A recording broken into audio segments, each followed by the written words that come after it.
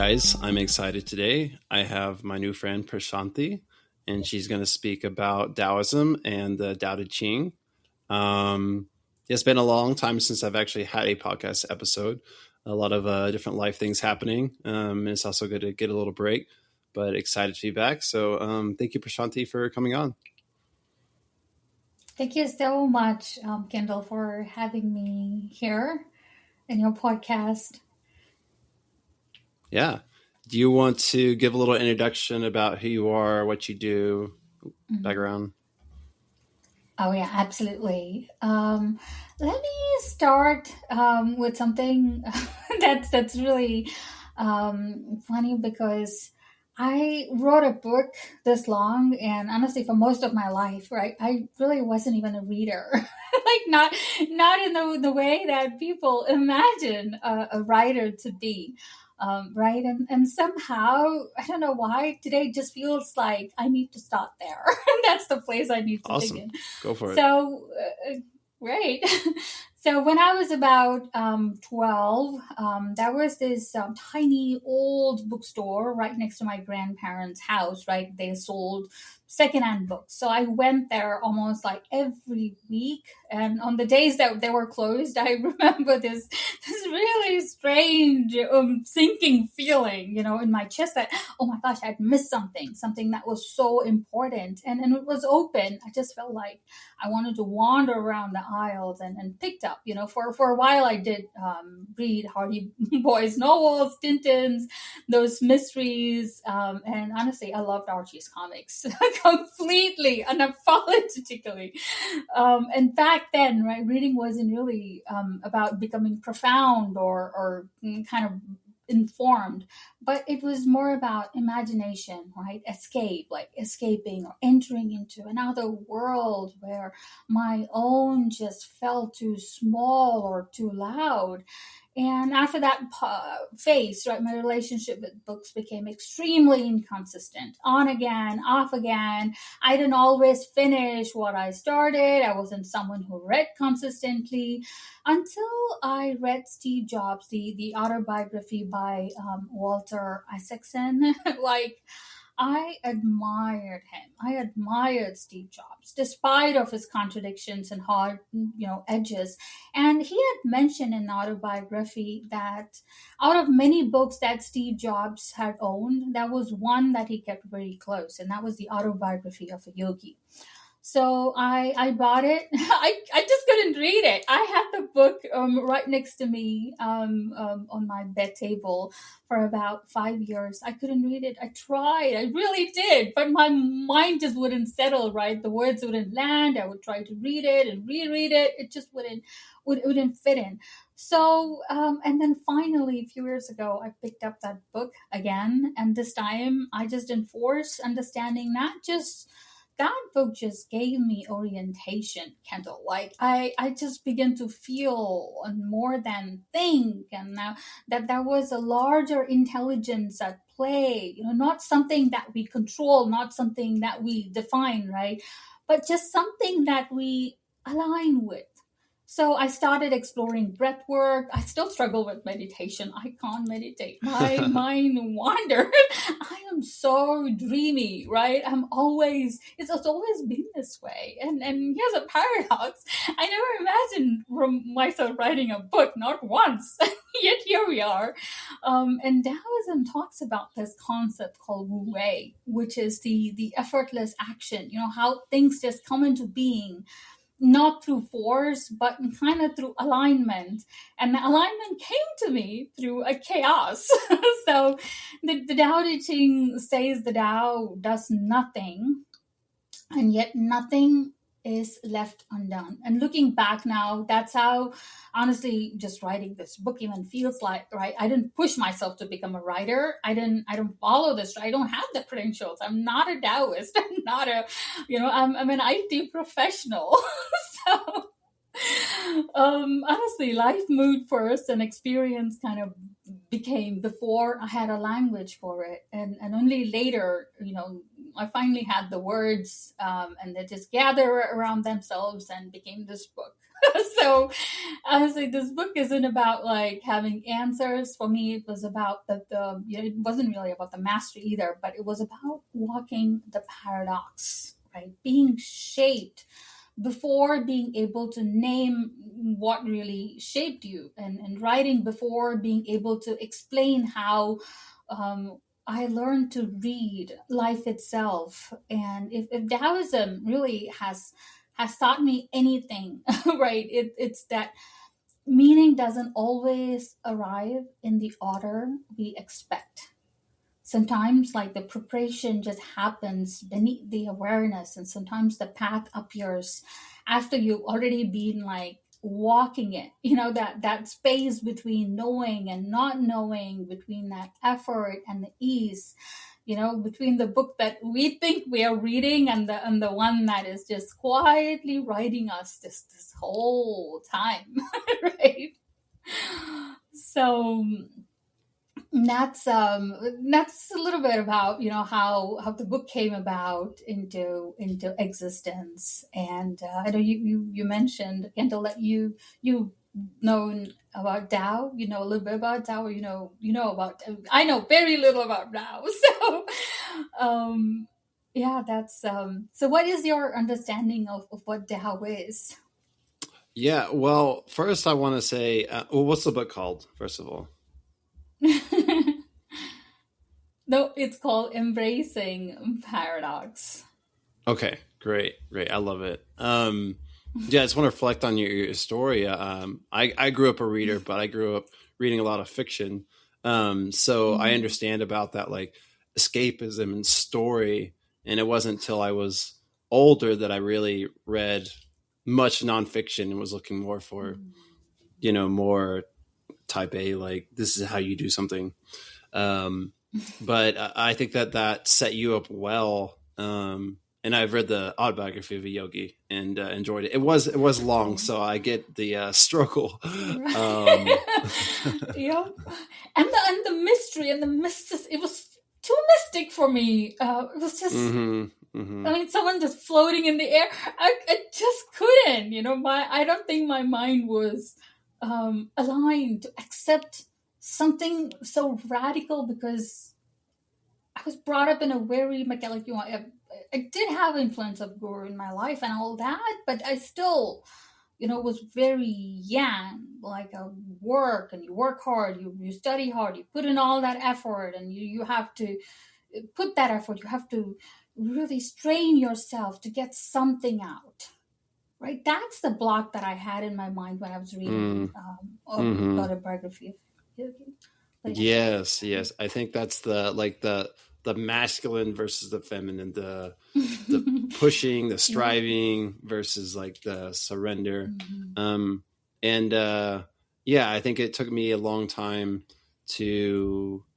I was always I was skeptical of mysticism and mystical things, and I thought I was too abstract or too out there, or like the paradox. I was stuck in my head in the logical side of things, like you.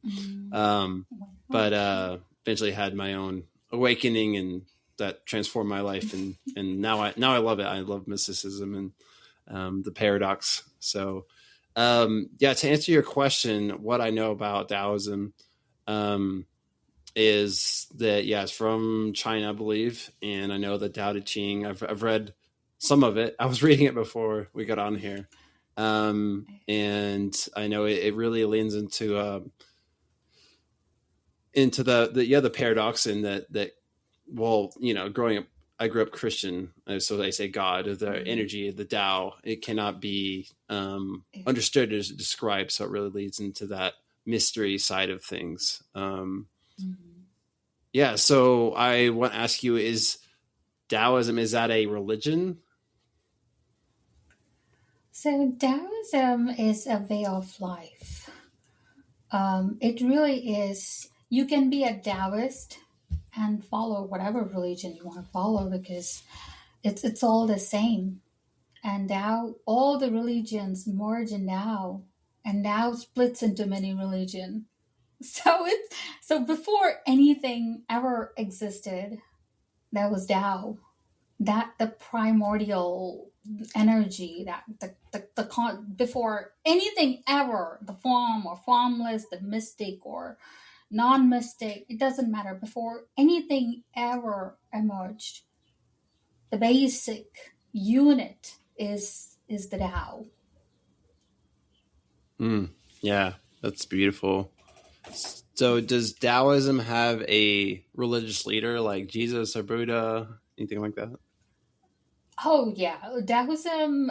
So this is the beauty about Taoism, because Tao. There's a book that Tao basically comes from, this book called the Tao Te Ching, and Tao Te Ching was written by Lao Tzu. And nobody even knows who Lao Tzu is, because he is this mystical, magical character, right? No, there's no evidence. Like, we do find evidence of Buddha living. We find his belongings and all that stuff. When we're still finding stuff from a lot of other religious leaders, but where Lao Tzu, he's just so mystical that Lao Tzu translates in Chinese to old man. So he doesn't even have a name. So it is Wow. that mystical. And there's this beautiful story that it's an imaginative story, right? So one day when I just sat with it and like imagine how, of all these bits and pieces of research that I've done about Taoism and Lao Tzu, I just sat and thought about how did Tao Te Ching come about to existence? And then there's this little story that I have written in my book about, and I would like to share that today. So I'll try my best to share it in a most authentic way as possible. So it was during that time in China when there was a lot of, by the way, it was 2,500 years ago. There's a lot of political upheaval in China, and Lao Tzu was supposed to be this person that held chronicles from the kingdom, and he couldn't take the upheaval that was going on, and he just wanted to leave. And remember, he was in the midst of the power. He was in the power. He was in the courtroom, and he left. He saw the power, like the logic side that we talked about. He saw that. He did all of that, and then he decided to travel to a place where, like he was trying to escape into a forest. And as he was traveling, there was a gatekeeper who recognized this person as someone very wise. And that's the beauty of synchronicity, right? That man just appearing there and asking Lao Tzu to write what he knows about his wisdom. So Lao Tzu, being himself, he sits down on a rock nearby and starts writing it down, and he keeps writing, and he stops at the verse 81. It's kind of weird, right? That there are 81 verses. You either have 80, you have 100, maybe you have 85. Who stops at 81, right? That's a beautiful paradox in itself. And he stops at 81 because that's when he truly feels like he needs to stop. He wasn't like being performative. He wasn't like trying to get to 100, write 100 verses or write 200 verses. He wanted to just stop at 81 because that's his intuition. It guided him to stop at the verse 81. He stopped, he handed it over, and he just walked away. He didn't even look back, nothing. He just walked away. And that eventually became the Tao Te Ching. So this is how Tao Te Ching came about existence. Wow, it's amazing. I feel like so many religions have, religious leaders, but they have a story and they're well known and they help, prop up the religion and what it is all about. And this guy was so obscure. It's just like, here you go.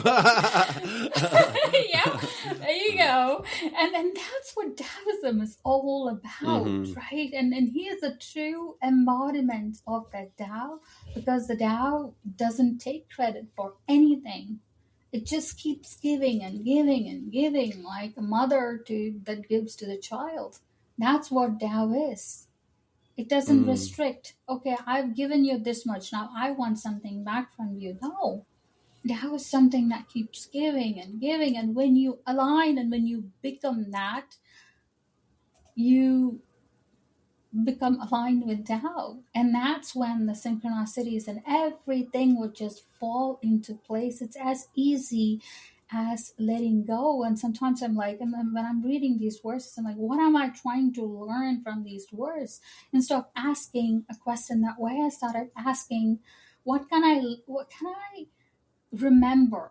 Because I already know. We know everything. It's all very deeply embedded inside us. It's about remembering. It's like, Taoism talks in metaphors, and they talk about uncarved wood, right? A wood, a statue, or whatever. So the idol is, it already exists in the wood. It's like the craftsman uncovers that hidden statue within it, and that's what Taoism asks us to be. Be that uncarved wood, be that receptive and open person that could take in anything. And that, another metaphor that Lao Tzu uses is the water, right? The still water. When a swan flies over the still water, it just that the water just holds that image of the swan for just that, the few seconds, for a few moments. And once the swan passes, that's it. It loses that image. It's not trying to hold anything. So Lao Tzu says, be like water. Don't hold on to anything. Things come, things go. Everything is in flux. It's changing. It's constantly in a matter of flux. There's no point in holding on to a belief or holding on to a certainty or holding on to a preference. So, and we talked a little bit about the balance, the yin and yang, right? So when people hear Mm-hmm. about the Mm-hmm. masculine, feminine, the yin and yang, they Mm-hmm. usually think it's the balance, the light and dark, good and bad, opposites staring each other down. But from a Taoist perspective, that's not actually what yin and yang are doing. They're not fighting, they're not competing. And one is definitely not trying to win. Yin and yang are partners. Like our Mm. logic half of our life that we went through and the mystical half of the life that we are walking through now, it's that integration between the yin and yang. I think that's the most important lesson in my life, is that embodiment. We know we've been through the life, we've been through the logic part of the life, we're going through the mystical part of life. And it's about integrating them both. And that yin is that inward movement, that stillness, that rest, the darkness, the mysticism, the listening. And yang is like that outward moment, right? That expression. And you need both. Neither one really makes sense without the other. There's no Mm. pure mysticism or yin, there's no pure action. Each always carries a little of the other inside it. When we were logical, when I was logical, I was still I had the mysticism in me. And now I'm trying to, and that's why that even that symbol, right, is neatly cut in half. Mm-hmm. There's like this dark dot in the light, and the light dot in the dark. That's not decoration, that's the teaching. Like even in the mysticism, the action is forming, the logic is forming, and even in the logic, the mysticism is being prepared. And from a Taoist view, right, the suffering doesn't come from yin or yang, it comes from imbalance. Mm-hmm. When yang dominates without yin, we burn out, we push, we override those signals, we glorify exhaustion. That's me, by the way. When yin dominates without yang, we stagnate, we avoid, we retreat, we wait past the moment life is asking us to move. So the Tao never asks us to like choose a side. It teaches us how to sense what is needed now. And here's something very important, right? Kendall, that balance does not mean 50-50, right? Balance means responsiveness. Some seasons of life call for those moments, the decisiveness, the logic, the clear action. And there are other seasons that asks for the mysticism, the rest, the slowing down. And the wisdom, the Taoist wisdom is knowing which season you are in. Right? The yin and yang also show us that life is never fixed. Day becomes night, inhale becomes eventually exhale. And growth kind of gives way to decay, which kind of feeds the growth again. And when we stop demanding certainty and performance, right, we become flexible. And in Taoism, flexibility is the strength. And Wu Wei is nothing but yang guided by yin. The action guided by awareness, the moment guided by listening, not pushing because we're afraid, not freezing because we're unsure, but responding to life as it actually is. Right? So the Wu Wei is really knowing when to step forward and when to step back. And when we live this life this way, life just stops feeling like a constant internal argument, and we stop fighting ourselves. We stop trying to win battles that were really never meant to be fought. And instead we cooperate with life rather than trying to dominate it. And yin and yang reminds us that the harmony isn't like a control, it's that attunement. And when we are attuned, life flows, not because it's easy, right, but because we're moving with it instead of against it. And that's the rhythm that the Taoism asks us to live the life by, because they teach us like how to kind of pause, how to act, how to rest, how to move, and show us that the opposites don't actually cancel each other, they create each other. And when we stop demanding that life be one thing at a time, right, we actually suffer less and we become more responsive, more grounded. And yeah, life just becomes easy when you let go of this control and go with the flow. Mm-hmm. Yeah. Wow. Yeah, I feel like you just got into a flow state there. That was beautiful. You're a great teacher.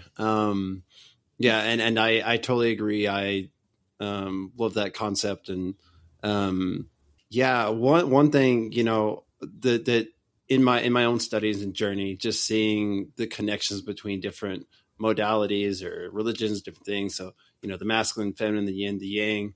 I like the connection to neuroscience, and it's also like the right and left brain. So, like you said, these both these sides are within us, and we need both to function. And so, on the surface, people might think that they're opposites, but that's the beauty of paradox, right? That paradox shows us on the surface, in the physical, it might seem like opposites, but in actuality, it's not. They're one thing that are working in harmony together. And so, if you can get beyond the logical mind, beyond the surface, then you can see that connection and you can live by it, not in that forcefulness of one side or freeze, I can't do anything, but in that flow back and forth, responding to that inner Tao within us.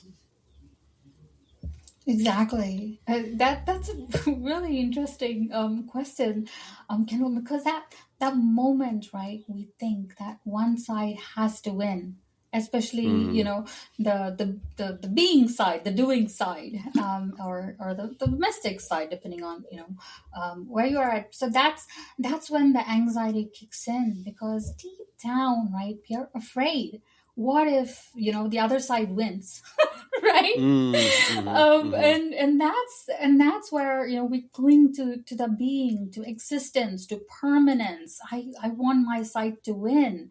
And that not knowing feels like a villain, but Taoism says relax, they are inseparable. Like for instance, like think of a sound, right? You can't have sound without silence, you can't have Mm. on without off.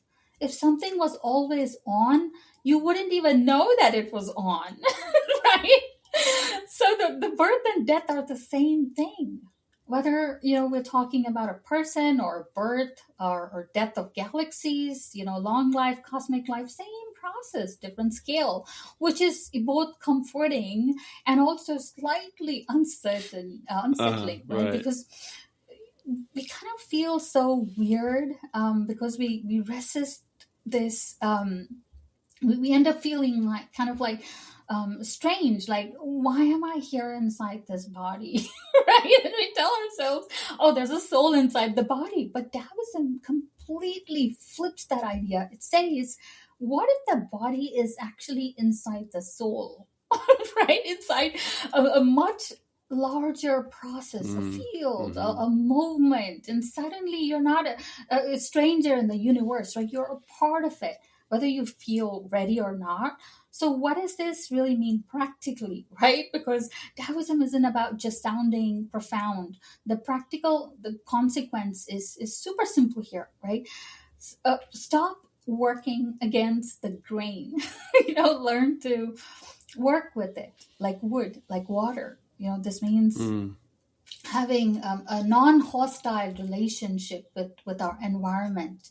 And yes, that includes your own thoughts, your moods, and mistakes. And this is where I keep coming back to Wu Wei, because it's one of the most misunderstood Taoist ideas, Kendall, because it often people translate it as non-action, right? Which means that people imagine monks just sitting around doing Mm. absolutely nothing, right? But that's not it. Wu means action without forcing, doing what just fits the moment, like surfing, right? When because no surfer yells at the ocean and says, "Excuse me, could you please follow my plan?" but that's the funny part. Everything we do interferes with the environment. Even observing interferes. Like the quantum physics literally tells us that when we observe a particle, right, you change it. So the question really isn't about like, should I interfere? The question is, how do I interfere intelligently, with sensitivity, with awareness, without pretending that I am separate from what I am affecting? Right. So this is where Taoism and even the Zen talks a little bit about what's called Li. Right. It means the natural pattern, like the grain in the wood, or those markings in the jade.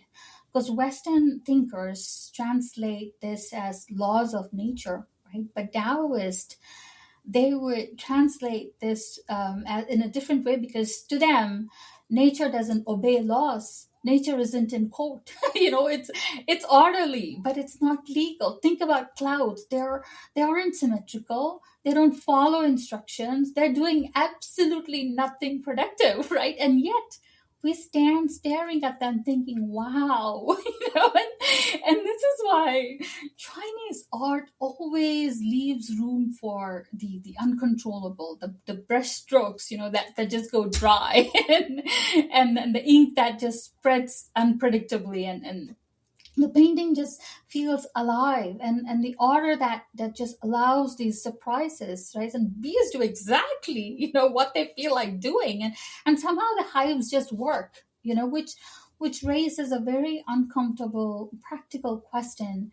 What if you woke up one day and did exactly what you felt like doing? Not like recklessly, but naturally aligned with everything else that is happening, like wild thought, right? so yeah, the Tao doesn't micromanage, and one of the my favorite Taoist ideas is this, right? The Tao isn't like, it doesn't control, it doesn't like panic, it flows left and right, it nourishes everything, like how we talked about the beginning about the mother, right? And when mother, she doesn't expect anything back return from her children, she just keeps giving, and when something good happens, it doesn't take the credit, and which is why the Tao says the sage does their work so well, and no one notices that the work was done, because nothing felt forced. So maybe wisdom really isn't about like mastering life. Maybe it's about like trusting it and not fighting each side, and just embracing both the sides, at the to get to that state of flow. Mm-hmm. Yeah, I think that openness to mystery and um, I think that and my perspective is that like the Tao is like a higher order of things, and so what we consider order versus chaos, that's from a lower perspective. When the Tao includes both, and there's a evolution to it. It works in harmony in this higher order that we may not yet understand, and that we also are part of this process. And so, if we can stay open to say, I don't know exactly how where my path is going to go, what it's going to look like, what my identity is. We're not attached to these naming and fixating on something, then that allows for the Mhm. space to continue evolving, guided and in flow with the Tao. Oh yeah, absolutely. And we talked about the Tao, right? When we say that the book, the name of the book, the Tao Te Ching, so it translates to the the ways of nature. It is so basic, right? It's Mhm. just it really doesn't explain the depth of the Tao Te Ching about the Tao. So like what you mentioned there, Kendall, it's it's easy to get caught in trying to explain what the Tao is, because Tao is not something that can be explained. So Lao Tzu does something very smart here, right? He explains D, which is like a virtue, right? It's not the kind of virtue that we think like honesty is a virtue. It's not the kind of virtue that we are accustomed to. Think about a tree, right? The tree that has some medicinal properties to it. The tree doesn't know it has medicinal properties, but that's the very nature of that tree. And that is the virtue. And Taoism says that that is the highest virtue that could ever be. And because this is so beautiful, because I struggled with this, and I'm sure you could relate to this, because the moment that I know that I'm virtuous, and the moment that or I try to be virtuous, or the moment that I think, okay, I'm being so good, why is the world person, it's already slipped, because the true virtue doesn't perform. It doesn't like self audit. It kind of moves how the nature moves, because the sage doesn't know that they are sage. And sage is not someone who is walking around thinking that they're enlightened. In fact, if someone tells that they are, then that's a strong clue that they're not, because the sage doesn't introduce themselves as a sage. They just don't brand themselves that way. And here's a paradox, right? Their power comes precisely from not knowing its power. And honestly, right, haven't you noticed this in real people? Like some of the most beautiful humans that I know are completely unaware of their gifts. I know someone who is wildly creative, like creativity is their native language, and yet they still doubt themselves. They still ask, oh, was that a good enough? Or, did that even matter? Or was that real? Or am I faking it? And if you're honest, right, most of us live here. And this doubt isn't like a failure of virtue, right? It is the proof of it, because it's the ego that loves that certainty. The ego loves those titles, but genuine human that humanity comes from questioning with that humility, with not quite knowing. Like virtue isn't confidence; it is alignment, right? And the Tao doesn't ask us to feel confident. It doesn't ask us to like believe in yourself harder. It asks something like even more quieter, like, are you aligned? Are you like moving the way that the water moves? Are you growing the way how the tree just grows? Because it doesn't ask like, am I doing this right? Am I tall enough? A tree never asks that question, but it's us, the humans, that we think in a very different light, and then in this true virtue flows whether we notice it or not. And now, let's zoom out for a moment, right? Because this really matters. The Tao Te Ching isn't talking about a philosophy, right? It's talking about the Tao. The Tao is everything. It existed before anything existed, before thought, before choice, before identity. And it's that intelligence that plays the stars exactly where they are. That the rhythm that aligns those the seasons, and all that silent order being behind the crazy chaos. Right? And here's a part that we forget: the same now is governing your breath, your heartbeat, your thoughts. You're not separate from it. And yes, here comes a question, right? What about the free will? The Taoism doesn't deny it, but it asks even something deeper, right? Where does your free will really come from?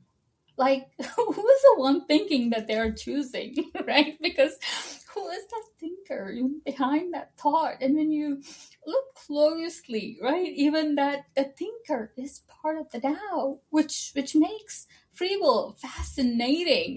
Because we think we are in control, and yet we're actually being carried. So virtue in Taoism is really not effort, right? It's participation.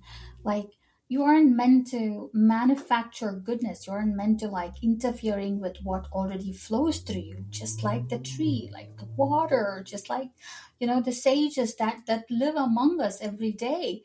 And maybe this is like the greatest relief, for me at least, that we don't have to know our value for our value to be real. Like, we don't have to see our own virtue for it to be working through you.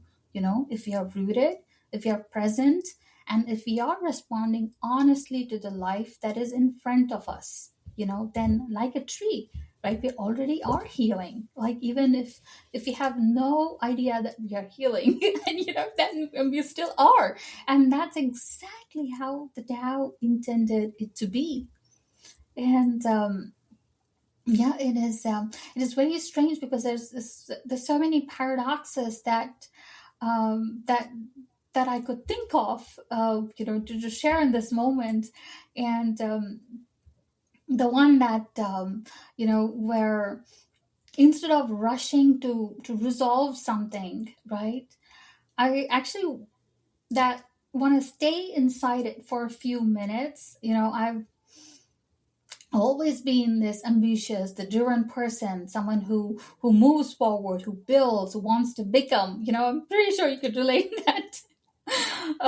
So but I've been asking this question: where is this drive coming from?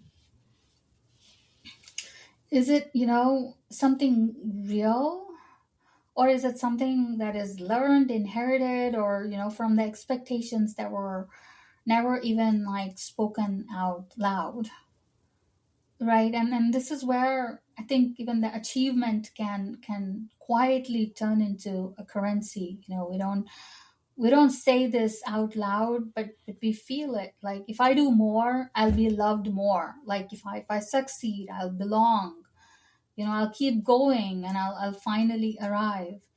And this is where the problem is not that ambition itself, right? The problem really begins when achievement really becomes how we start to earn love. and Mm-hmm. and then, yeah, that's a strange paradox that I've recently been just going through and sitting through, and without having a resolution, I'm just trying to yeah, be there. See Mm-hmm. where it takes me. Yeah, yeah, that's great. I actually think that I came from the opposite end is maybe you. I was always more in the yin than the yang, so um Yes. more in the yeah, in my head and dreamy and but I had a hard time taking action and moving forward and being ambitious. And so I'm more coming into that these days. But one thing I realize is that you know even like words we're talking right now about the Tao, while we're saying the Tao can't be made sense of or understood, and so that's a paradox what we're doing right now. But that the yang, the talking, the making sense of, making patterns and maps is important. That's part of human and how we move forward. But the yin says that's not that's only a map. That's not the territory. That's not actually we're getting at something, but we're not capturing it all. So hold that loosely and be ready to change or scrap it, or just know that there's more. And so that keeps us moving forward. That keeps us connected. That keeps us from attaching to our logic and our identity or the way things are. Oh yeah, that's that's right. That brings me another quote, right? Someone recently told this to me, and I was very skeptical about. Like, they said everything happens for a reason. I'm sure, we hear this all the time, and it ties back to what you talked about, Kendall, because we are supposed to integrate all the experiences that has happened so far in our life, and live in that embodied state. But again, like I said, it becomes an achievement, right? It becomes an Mm-hmm. ambition, that's something I want to achieve, and then we turn that into another game that we have to conquer. It becomes another map. It's not a territory. Like you eventually, the spiritualism for me just became the map because I kept Mm-hmm. running Mm-hmm. and I kept trying to um, get the answers that I was looking for by striving more, by reaching, by doing more, and by not letting go. And I'm practicing that very actively in my life right now. I'm slowing down and I'm trying to go with the rhythm, because both those experiences, right, they can exist at the same time. And what happens is our outer world is always being filtered through the inner one. And this is where the Tao Te Ching has been so relevant for me, because I I didn't write it from a place of peace, right? It didn't come from a comfort. It came from a chaos. And that's how the Tao Te Ching was written, and that's how when I wrote the book, it was very counterintuitive, and for how its wisdom feels. And the Tao doesn't respond to chaos by demanding more action, right? It says do less, react less, not because nothing matters, because this is important, right? Because intention is so important, but because not every moment is meant for action, right? And the Tao, it keeps reminding us that what looks bad is often just a phase, like within our larger cycle, like seasons, like the moons, like the breath itself, right? The things they peak and they fall, and then they change again. And transitions are just never tidy, right, from the Mm-hmm. inside. and Mm-hmm. Mm-hmm. and this is exactly what I was experiencing personally when I began writing Embracing Paradox, because on the outside, my life looked stable, my career was thriving, everything appeared to be working, and yet internally I was just so deeply disoriented. The structures I had relied on no longer felt true. I felt that something was shifting, and I just didn't know what was emerging.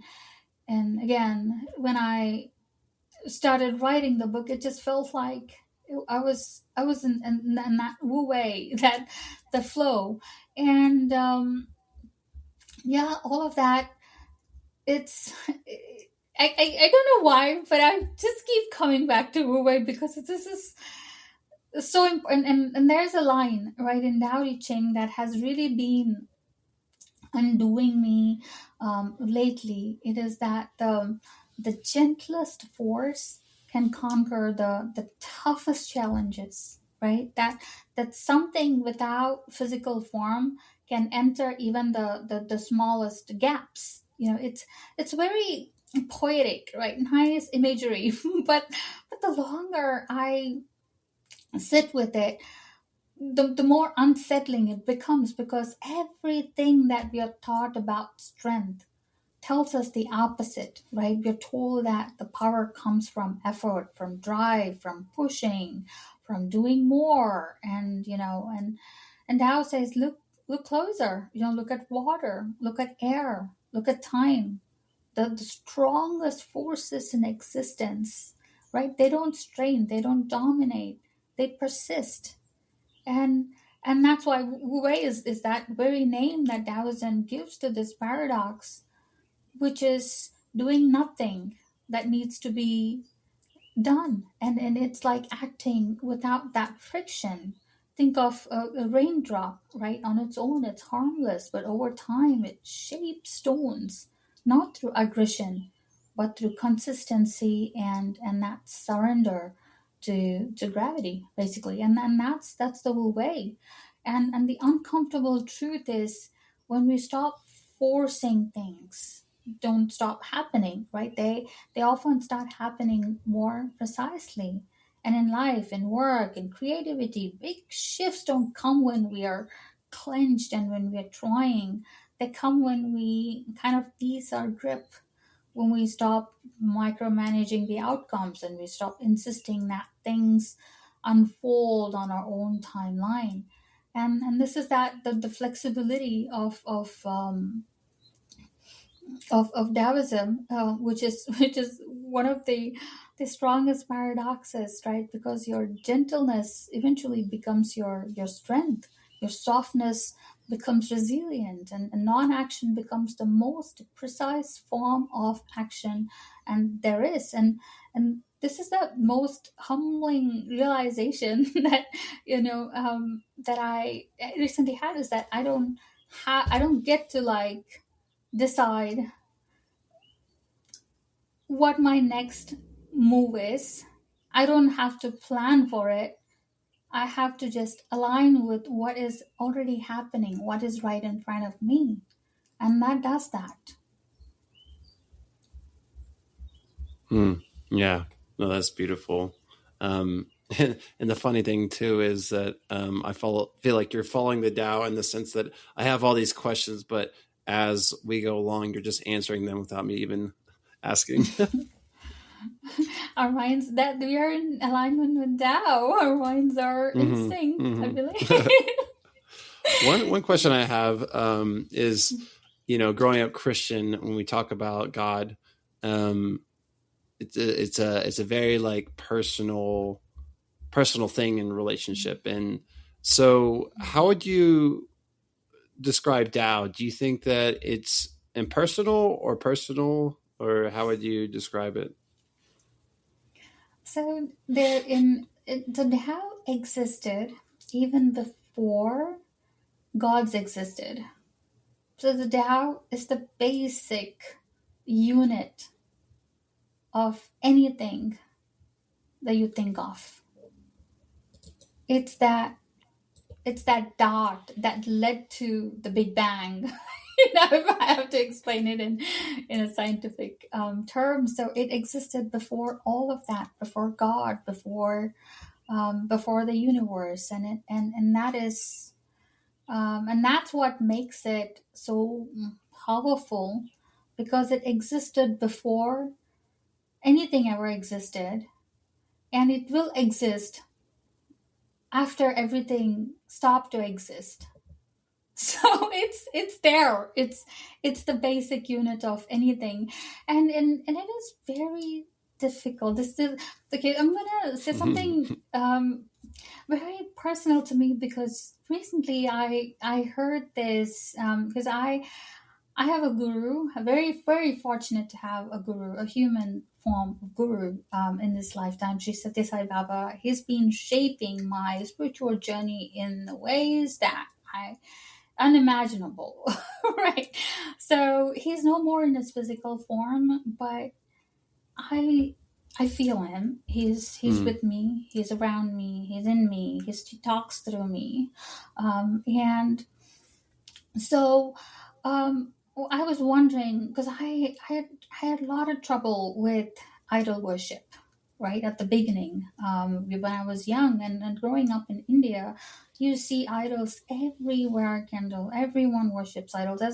There is a temple, a church, a mosque, all sometimes on the same street, and you see these idols. You see people worshiping. You get confused. Like, what are they worshiping? Are they worshiping the stone? Are they worshiping the statue, or are they just praying? Something listens. I was so confused about it. And my guru, he one day said that these idols, they are like a finger pointing to the moon, and it's once you see the moon, you don't need the finger anymore, because you've already seen the moon. And that moon is the divinity that is within you. All these idols, these scriptures, gods, Jesus Christ, my guru, Rama, Krishna, Muhammad, they all are trying to point to the divinity within you. If you look at all their teachings, it all points to that. It points to the fact that you are the universe experiencing itself as you.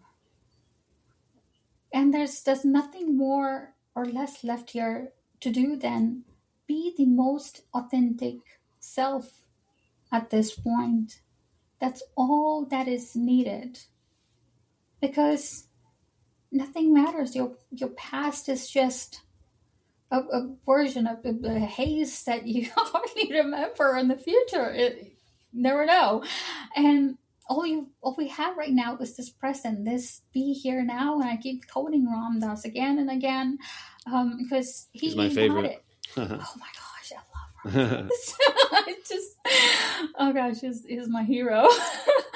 The way he incorporates humor and, oh my goodness, like the lived embodiment, and he's amazing. So be here now, and that's all that's ever needed. That man cracked it. So be here in this very moment, be that authentic version of yourself, and that's all that really matters, because we are the divinity. We are the gods. There's no god outside us. We are it, and it's us realizing that, yes, I am this, and I'm working through that process, but at least it's not in our control when that realization would land on us. Right? It's again the timing when it has to happen. It will happen. That is Tao's will. That is God's will. Your guru's will. When we need to get, and in Hinduism they call it Atma Vidya or Brahma Vidya. That means it's the basic education, the basic knowledge that we need to succeed, to go to the next phase in our life. Is this Vidya. It's that realization that we all are one, that there's divinity within us. And that's what Taoism is also trying to say. And many religions, they all try to say the same thing. Realize that divinity within you. We are gods ourselves. And once we realize that and we see the higher version of other person in through their eyes, we meet them at that level.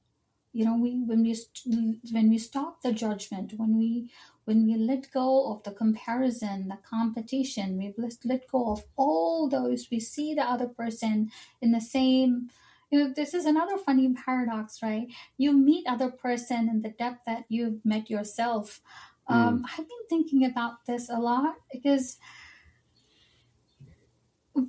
I back in the day, right, when I would walk on the street and I would see someone like a homeless person, and I would be afraid because I've heard stories about how, at least when I was in India, I would hear stories that people got mugged in New York City, or at least I watched Batman movie a few times to understand that things like this happen in real life. So that kind of scared me a little bit when I saw someone and I was like, oh my gosh, are they gonna hurt me? What I was doing unconsciously was meeting them at the lower version of a lower version of them. I'm not meeting them at a higher level that I'm meant to meet them at. And that was pulling me down. I was constantly stuck in what other person was thinking or what other person would do to me. I started feeling insecure, and it was just building up and building up. And finally I realized I have to heal. And again, healing is very cyclical, right? And not as a concept that I'm trying to understand, but it's something that I've been watching unfold just inside me, because I noticed this pattern, the way that I was quietly treating healing like something linear, like something I could complete. Like if I just worked hard enough at it, Yeah. I would eventually arrive at a more balanced version of myself and stay there, and it really, it made me understand that healing doesn't seem to move in straight lines at all. It moves and returns. I would notice an old pattern surface, something I thought I'd already worked through, and at first instinct was to like measure it, to ask myself like, why is it still there? Didn't I already do this part? Like, shouldn't I be further along by now?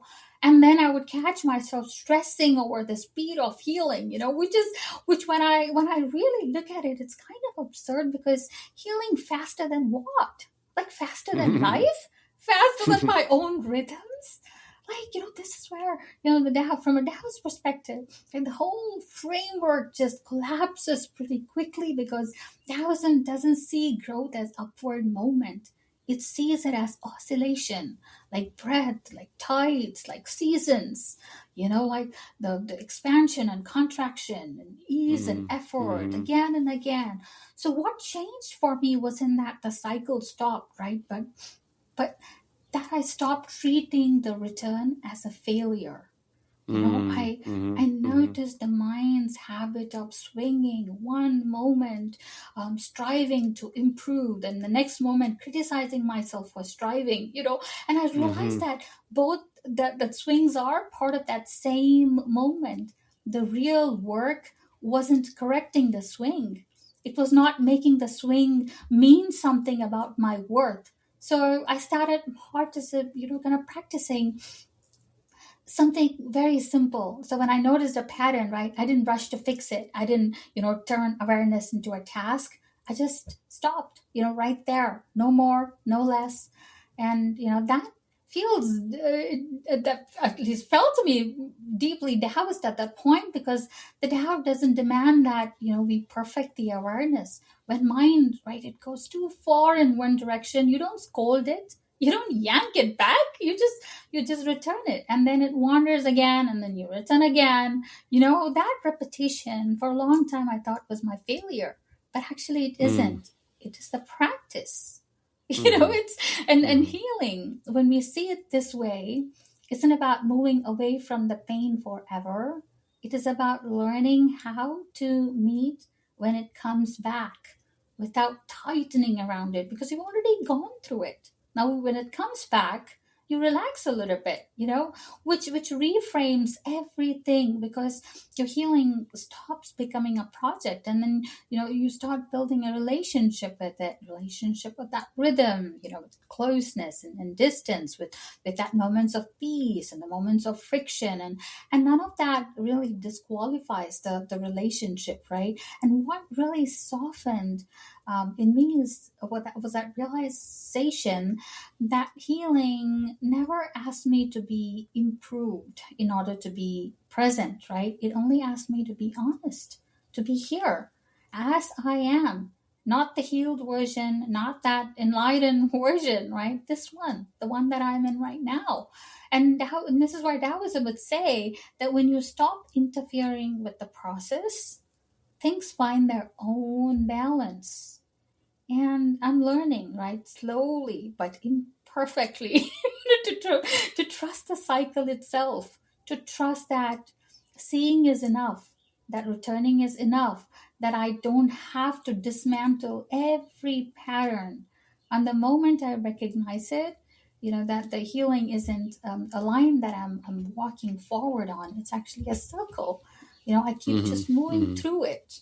And each return, even the messy ones, is part of how life teaches me to belong to myself, like the water, like the breath, like the life in itself.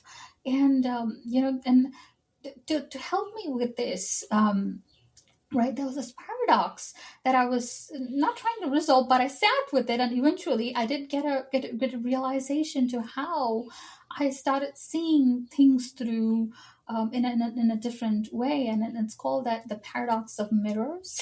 Because we try to know ourselves by looking through other people's eyes, right? Which Mm. sounds very reasonable until we slow it down, because what we're often doing isn't actually seeing ourselves. We're actually judging ourselves based on our judgment of someone else's judgment of us. That's Yeah, it's not there's a complicated. lot of judgment, Mm-hmm. right? For something that just I just want to be okay. So, and I started calling these perspective mirrors, work mirrors, family mirrors, friend mirrors, social mirrors, social media on a bad day mirrors. And here's that paradox: the more mirrors we collect, the less we know who we are.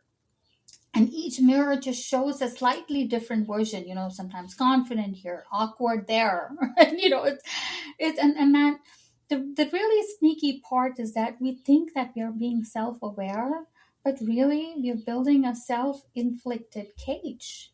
Not Mm. because people are judging us, right? But because we're living inside imagined reflections. So naturally, the solution sounds simple, right? So people say, stop overthinking, be present. I mean, it sounds lovely, but it annoys me when someone says that, because here's the paradox of presence, right? It's incredibly easy to understand. It's very, very hard to live by. We know what to Mm-hmm. do. We read the books, we've done the practices, and then life shows up. There's people, there's work, bills, emotions, histories, expectations. And this is where Taoism slowly helped me, because it didn't give me answers, because it just simplified that fight. Because Taoism doesn't ask you who are you in every mirror. It quietly asks, like, who are you before the reflection? Mm. Because this is a radical question when you think about it, because it doesn't try to like polish identity. It doesn't ask you to like fix how you're seen. It points to a paradox that you're shaped by relationship, but you're not created by it, right? You exist even when no one is watching. That the paradox when tree falls in the forest. when Even when the mirrors go quiet, and from that place, right, something shifts. That the mirrors don't disappear. I mean, people still have reflections, but they stop being that authority, and then presence kind of becomes possible. Not in a perfect sense, but just the honest sense of who we are. And yeah, that's an interesting segue that we had there. Oh, sorry, like you said, I just go. Yeah, sorry, I'm going on all tangents. No, not really. I think it all flows together, and it's like, like I'm saying that I have these questions, but you're already like anticipating in your mind what's the question, and then you're answering it. So I can just sit here and I feel like Ram Dass, like he went to India and he listened to his guru, and you just sit there and you just listen and you just soak in. So I'm just enjoying soaking in, and also appreciating that at this point in my podcast that I don't feel like I need to sit here and ask all the questions. If someone is flowing well and they got wisdom to share, then I can just enjoy it. So thank you. Thank you, thank you. That's amazing. So Ramdas and yeah, Maharaji, yeah, I've not met his guru or I've not, but I've heard so much about Maharaji and I have a lot of respect and love for him. His yeah, it's amazing story. I love Ram Dass's stories and his adventures and and the acid trips and it's very interesting. Yeah, I think people are it's possible, like the Tao is in all things, right? So people and like I love how the Tao talks about nature, and so it's like an invitation to know the Tao through nature and in communion with it. But also the Tao can be known through people, and so people that are that I think are doing embodying the Tao well, you could say. Those are people that it's easier to see the Tao through, and then be like, oh man, what does that feel like? What does that look like? And then makes us want to, or it helps us become more aligned as well with it. Absolutely. And Alan Watts is another great advocate for Taoism. He talks a lot. He's so wise, and Ram Dass got I think a lot of his Taoist knowledge um, from Alan Watts, and I love Alan Watts, and people should definitely listen to Alan Watts on Taoism. He's talked he's given a lot of practical wisdom on Taoism and how easy it is to follow. Like I said, it's an abstract, like Tao seems scary. So when I first decided to write about Tao, I felt very intimidating. But as I got into it and as I was doing the translation, it just felt very like I was already living, like I was already part of it. We all are part of Tao, and it just felt like it, it just fit in. And one of these very interesting things about Taoism is that the the great way or the Tao is easy for those who have no preference. Right? It sounds very simple. It sounds cool. But then again, when you think about it, no preferences at all, like it's annoying, right? Because let's be honest. We live in this world built entirely on preferences. You have to be better, you have to be faster, be smarter, be more impressive, win, stand out, right? But again, what I've been noticing lately, especially in myself, is how sneaky that drive is, right? That need to be right or at least not be overlooked. And what Alan Watts and Taoism more broadly seems to be poking at it is this radical idea like, what if the moment you stop needing to win, you are already free? Because the great way or the Tao, whatever that is, right, doesn't require effort the way that we think it does. It doesn't like require proving. It doesn't require a comparison. It doesn't ask us to like climb over something to get somewhere, right?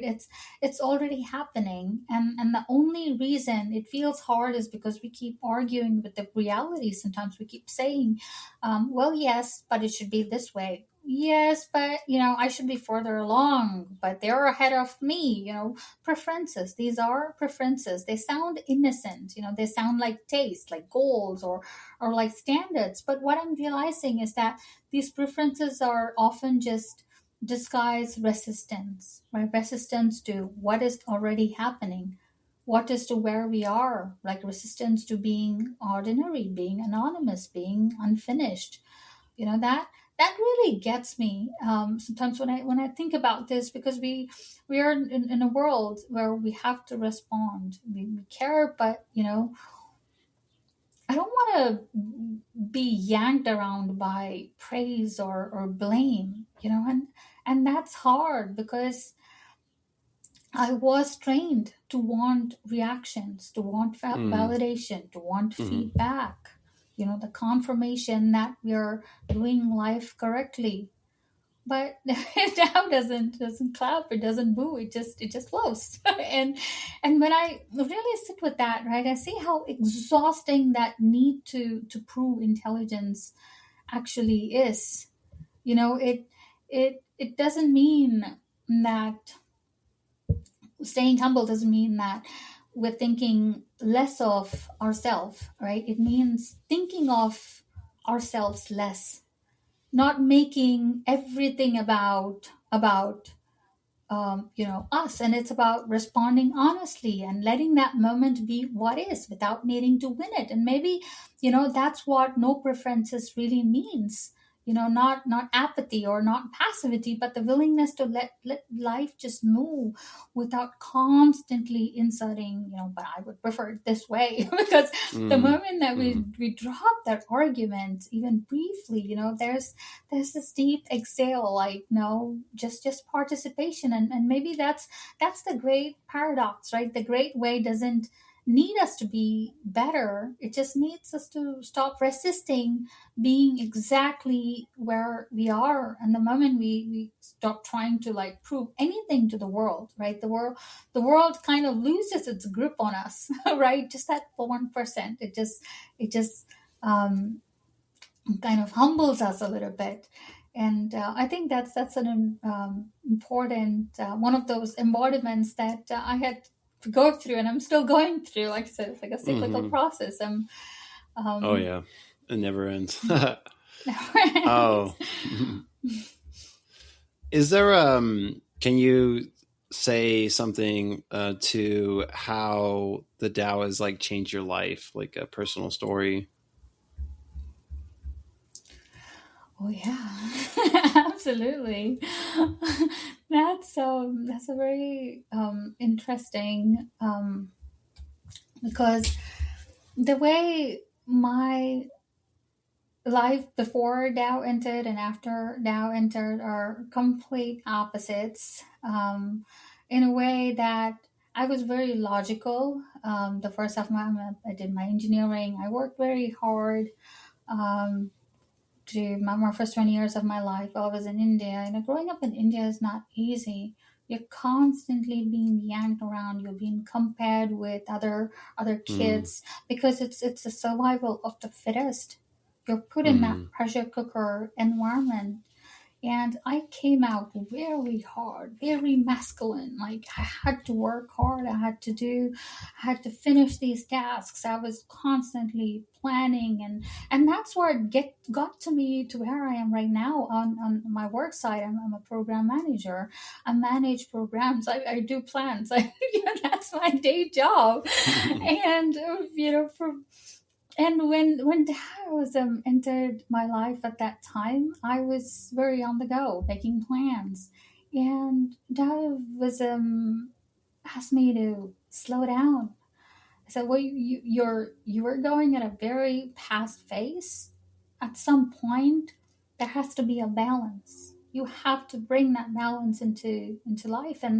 And that's what happened when Taoism entered my life, and when I started doing research on Taoism. So honestly, I didn't know about Tao until a couple of years before, when I went through an incident in my life. So I was getting prepared to go to Washington D.C. to give a massive presentation to executive level folks, and I'd never done that before, and it was my first time. I was all prepared and I was ready to do it. And then I felt extremely sick that night, and that's the night that I had a quiet summoning. I almost believed that I had that was my reincarnation. I was reincarnated that night. When this happened, I was asked to read about Tao Te Ching, and when I started reading, and I just got into it, just sucked me into it. When I read the first line and I did a little bit of translation, first I just wanted to translate it, so I understand what Tao Te Ching really is, because there's so many different translations that exist today. Kendall, I wouldn't, because you would be surprised if you heard this. It's the second book to Bible that's been most translated. Oh, wow. And nobody even knows about Tao Te Ching, right? It's been translated so many times because it's so difficult to understand what they were trying to say, because it's ancient Chinese is not easy. And Chinese, it's similar to Sanskrit, right? It's very confined to that. I studied Sanskrit, by the way. So I understand Sanskrit. And for me to really get into Chinese, I don't think I was in that right. So I started looking at other translations, other people's translations, reading into them, studying about what Tao was all about. And I started doing the translations. And then as I did that, I was like, why don't I write what the core message is, not just the translation? So I started writing, and how can I embody it? And then the third part was, the paradoxes. As I got into these verses, I started realizing that Lao Tzu spoke in paradoxes. He didn't.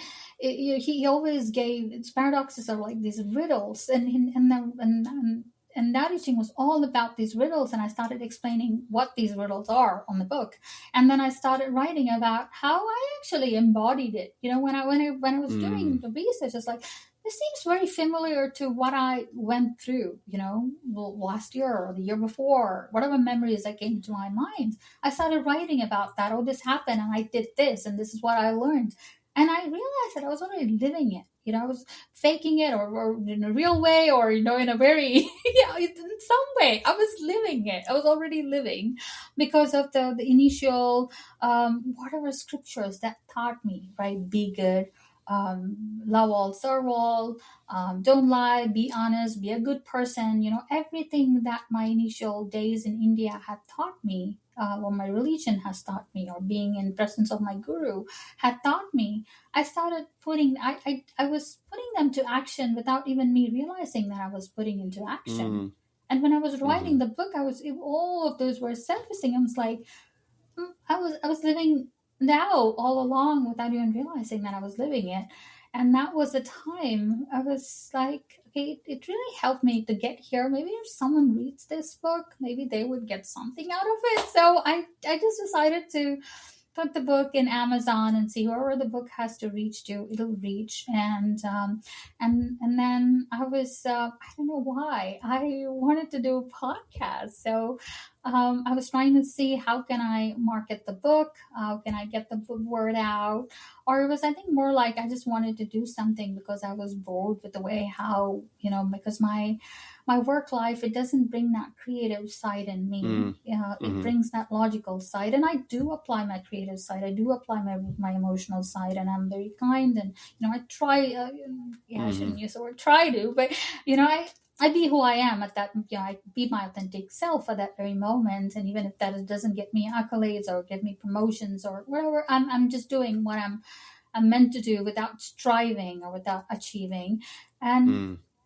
At that point, I thought it was like, let me put the book out, and then the book was out in Amazon, and then I happened to meet an amazing person through this process, George, and we were meant to do a podcast together, and that never worked out. We never did a podcast, but he's been a real mentor, and he asked me to put a website out, at least have something about the book, and then he gave a reference of the person that worked on his website, and then I'm working with Forrest now on the website. The website's already out, so I have an amazing website that Forrest put together. So you see, it's a work of art.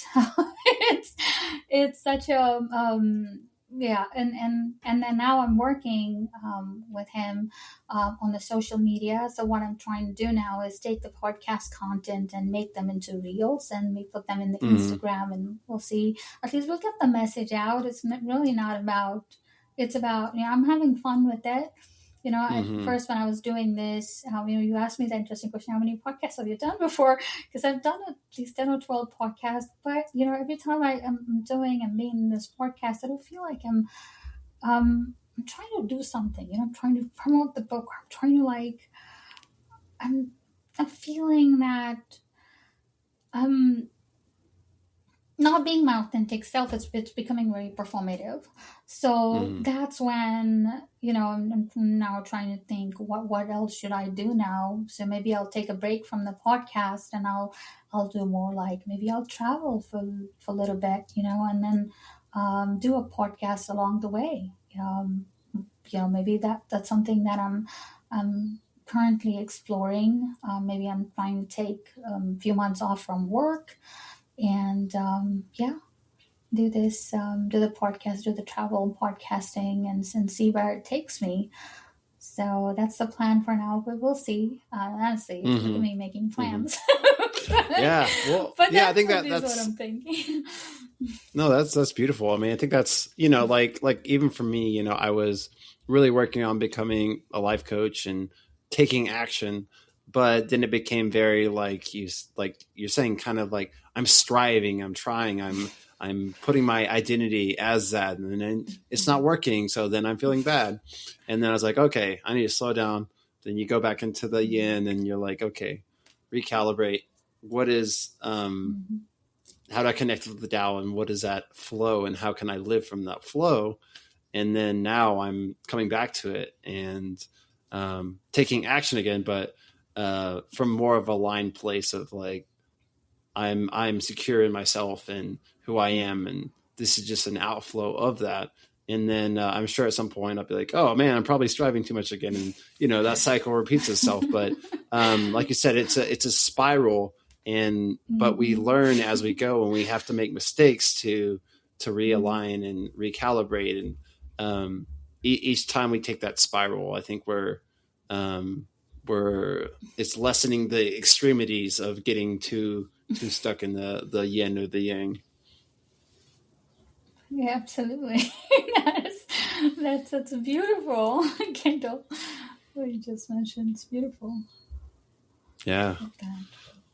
Awesome. Well, you've said a lot, and a lot of great things. I just really enjoyed soaking it all up. Is there anything else that you haven't talked or mentioned that you really want to include in this message?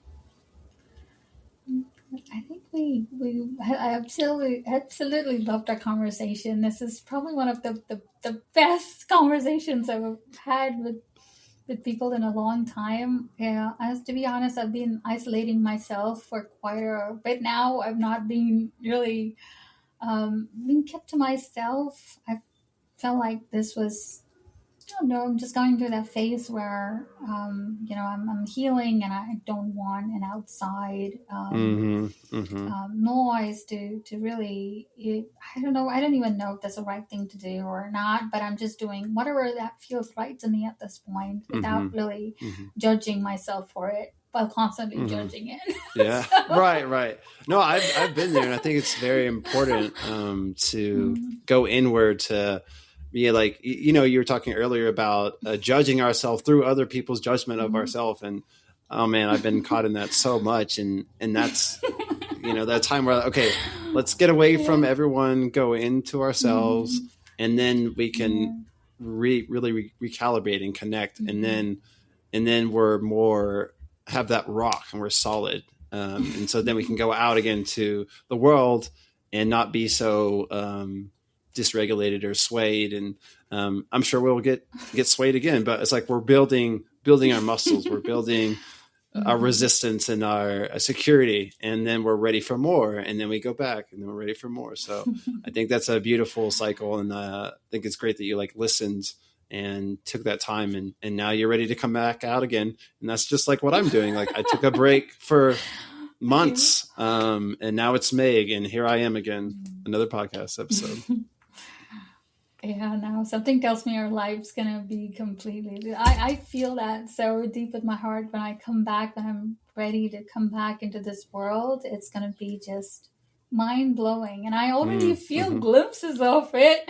Kindle, it's it's all gonna align for us, and yeah, it's interesting. The last thing that I know I touched on this a little bit, the God that we are afraid to recognize. You know that feel like I went through this phase where the idea of being a God like just felt a little absurd. Like it can't possibly apply to me. I went through that phase where from the time we're young, we're trained to kind of look outward, right? God is up there, very far, very Separate. human shaped and separate from us, exactly, and who's also rewarding our good behavior, punishing our choices, or like some kind of a supervisor, right? It comforts us to an extent, but it also keeps us small, right? But always searching elsewhere for something we think we don't already have. I mean, turn inward, right? When you listen, when you witness. So I have to take a pause here and kind of ask a different question, right? What is God really? Because when we look closely, that the familiar picture like starts to kind of fall apart, because there isn't a divine figure that's sitting outside of us monitoring our thoughts. Like what does exist has gone by many names: the Tao, the Brahman, the Christ consciousness, the different traditions, different languages, but they're all pointing to that same truth and intelligence that woven through everything, through the trees, the ocean, the breath, the blood, the silent sound, and through us. And if we actually knew how to look inward, like not philosophically, right, but quietly, if we notice like what animates us, like what's breathing us, what's aware of our thoughts, right, we probably suffer less, I guess. Like we would chase less or fear less, because beneath the stories, beneath the identities, beneath all the conditioning, there's just something steady, something untouched by success or failure, something that was never broken. That's what these sages, these grand masters were pointing us to. Not worship of an external form, but obedience, like just not the kind of those fear that arises out, but from remembrance. So when I say I pray, right, I don't mean like begging something outside of me to rescue me. I mean turning inward, like listening, witnessing, and bowing, not to the ego, but not to the personality, but to that intelligence that's already breathing through my lungs, breathing through my heart, and moving through my thoughts. And here's a paradox, and this is the big one, right? The God that we're searching for is the same awareness that's looking through my eyes. And if I were never separate from the divine, and neither was anyone else. And this is where I had to stop outsourcing my power, my worth, my salvation. At that point, something just softened. It's not about becoming arrogant, but it's about becoming kind of humble. Because when we recognize that divine in ourselves, and we recognize it everywhere. And that realization doesn't inflate, right? It changes you. It kind of quiets, and how we walk through the world, how we see the people, how we respond, and life just becomes more honest and less defended, I guess, really. And that changes everything, for me at least. Just being that, having that realization that all of us are divine, and love is that common frequency that exists among all of us, and seeing each other in the highest version of them, and us is probably the way that the practical ways, the embodied ways in which we could live in alignment with Tao, and be in alignment with Wu Wei. Yeah. Actually, that was one of the questions, is like the Tao love, and I absolutely think it is. And of course, we have to be careful with that, because what is love? And we're constantly figuring out what is love, and what does that mean for my life, and what does that mean in my relationships? What does that mean in relation to everything else? And that's a continual journey. And then, we are divine, and God or the Tao is inside of us, and not to outsource our power. But like Ram Dass said, we are divine, but at the same time, we're still very much caught in this illusion. And we have our shadows, and we have our trauma, we have our sin, whatever you want to call it. And so I think it's important to like see both sides of it, and see how we get ourselves stuck, and then come back, get stuck and get lost, and come back and remember and forget. Exactly. That's beautiful, because the being stuck in that, when you said being stuck, reminds me of what Ram Dass would say. When you see a homeless person on the street, it doesn't mean that you bring that homeless person into your home. You help. You do what you could, and let go. That's the beauty in being okay with doing that, and not judging us for not bringing that person into our home, because we would have to face the consequences if you do. So practical consequences, that it's acknowledging that it's okay. We don't have to be perfect. We don't have to do all of that to be a good person. You don't have to try to be a good person. Just be that authentic version that you want to be at this point. And then that's the beauty about the Tao and the conscious. They don't reward the ones that are doing well and are aligned with Tao, and they don't not take the power from. They exactly that. The unconditional Tao is completely unconditional. It loves all of us the same way. And that's the beauty. It's all about the alignment. Are you going with the flow? Are you swimming against the flow, against the wave? Are you going in the art of sailing, right? Are you trying to move with the wind, or are you trying to move against it? And are you trying to intelligently maneuver and try to take the right action when it's needed? And that's the art. That's the art of life. That's the art of living. And in Hinduism, there's a goddess. Her name is Tirupura Sundari, and she is the beauty among all the worlds, and she is the controller. She is the Maya. She's the Shakti, and that's the in, the part that moves everything, that keeps everything in the world. And Shiva is the one that is that's the power behind her. So the ego of Shiva comes from the beauty of the Shakti, and it's just beautiful. Something that I've been studying a lot about Sri Vidya, and what some Vedas, and on the Hinduism too. Honestly, when I was in India, I don't think I was much into Hinduism at all. I was all over the place. My brain was you had to leave. You have to leave to get it back into it. It's funny. Yes, I had to leave the country to really get back. You're right. Oh my God, that's exactly what happened. And it's beautiful. Yeah, that's great.